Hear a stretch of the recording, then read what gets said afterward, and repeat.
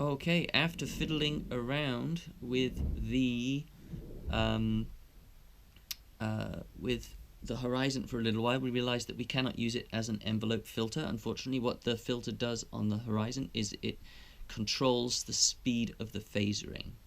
So even with it put into the stereo pan mode, it's something that is affecting the speed of the phaser rather than acting as some kind of filter to the initial attack of the sound. So what we're going to do is the last little thing that was on our mind, the dweller, which we're going to use to take the second approach towards these sounds that we're trying to lessen or take advantage of on the contrabass, mainly the tonguing and the key clicking. Okay, so we've got something set up here which is like a basic delay for the dweller. This is the sample that we're going to use, at least for first. I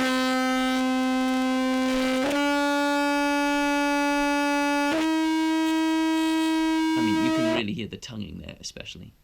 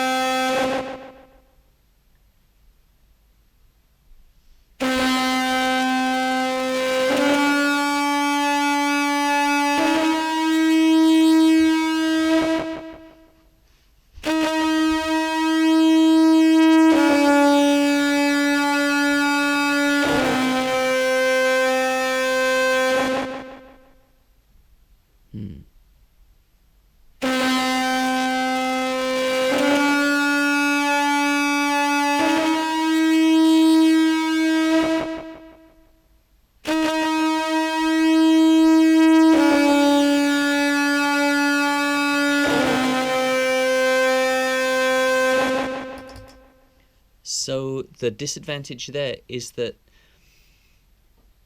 as the delay degenerates, fades out, it's getting cut off by the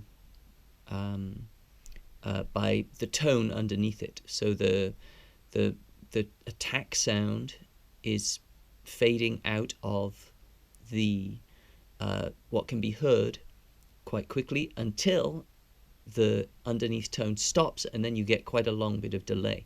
So the delay actually has to be louder if we want to hear it as the tone is going on. But then when the tone stops, we're left with this kind of delay. So let's have another listen to that. Yes.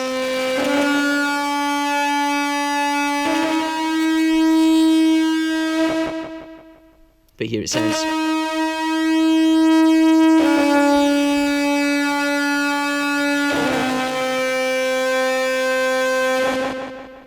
Do you hear what I'm talking about there? I think, though, that we can make that more interesting with the phaser function of the dweller. So if we just do like a... That's what we've got at the moment. But if we add some depth there, we get a kind of an inconsistency. Ooh, that's very nice. It just gives a bit more texture. Actually, no, I think we want...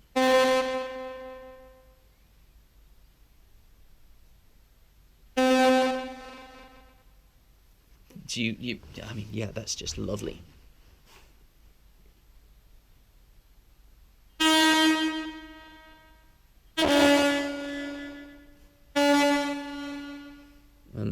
This is something that we would have to work on. We'd have to really fine tune a setting for. But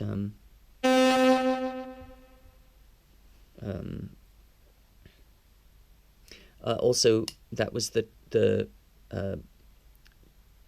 triangle wave. Now we've put it to the sine wave. So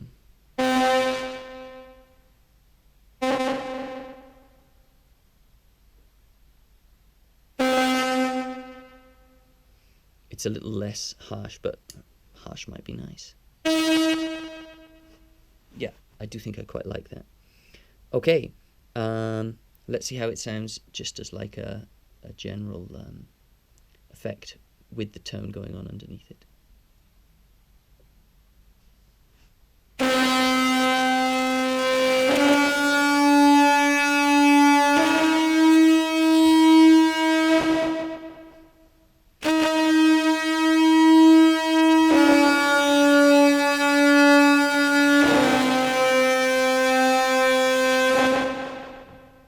Yeah.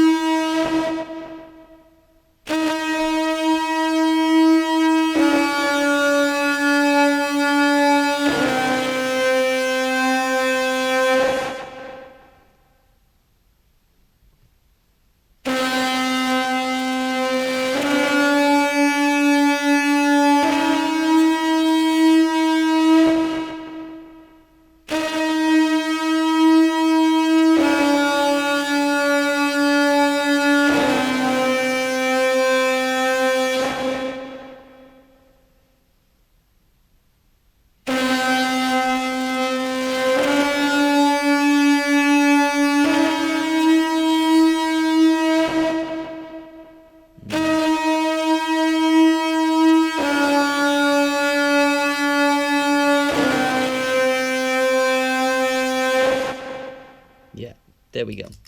Now we have another sample here that I think will be even clearer to help us with that. We've tried to include some clicking, both of the keys and the tongue noises there. So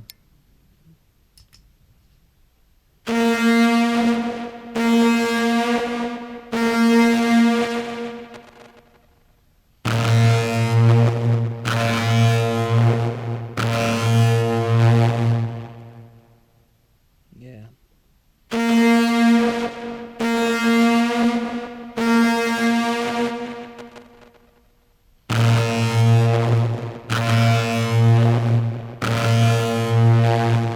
That's exactly the kind of thing that we were going for there.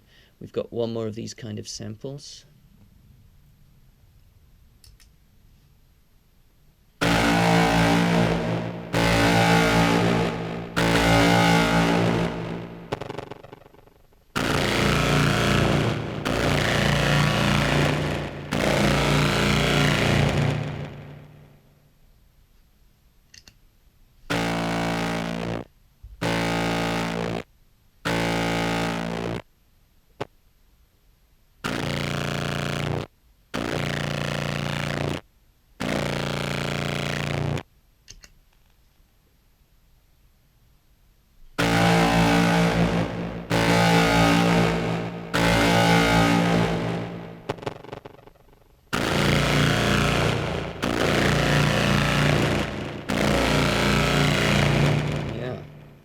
We'll try the random.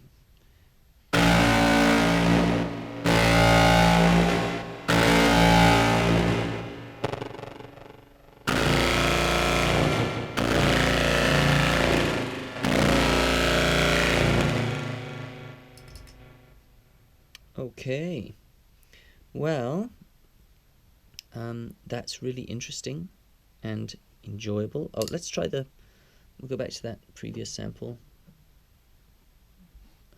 and we can hear the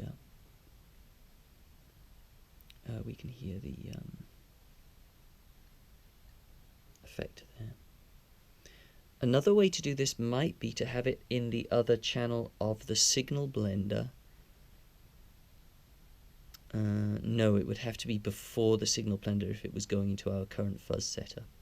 But this might be something that would be good before a fuzz pedal, and then it would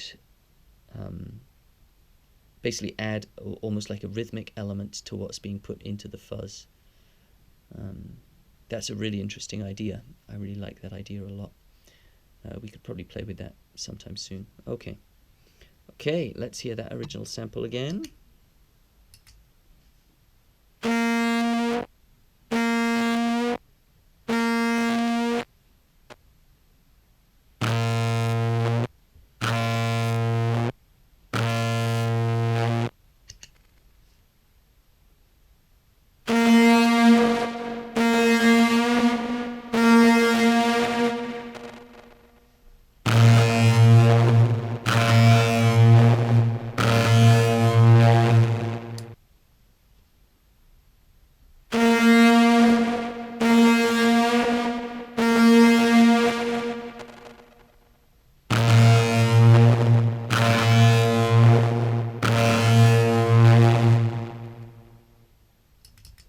Okay, well, this has been a very productive bit of experimentation.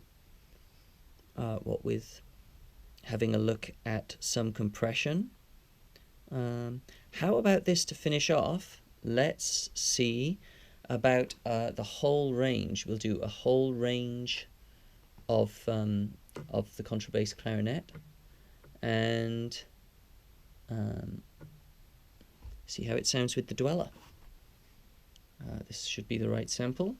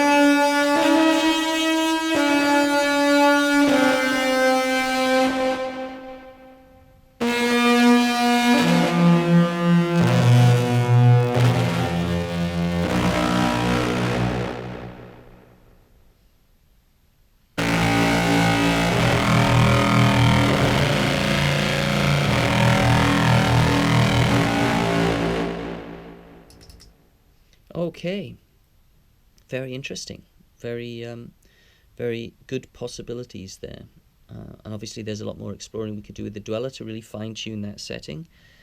We want to fine-tune the setting on the compressor as well, but I think that's going to be it for now.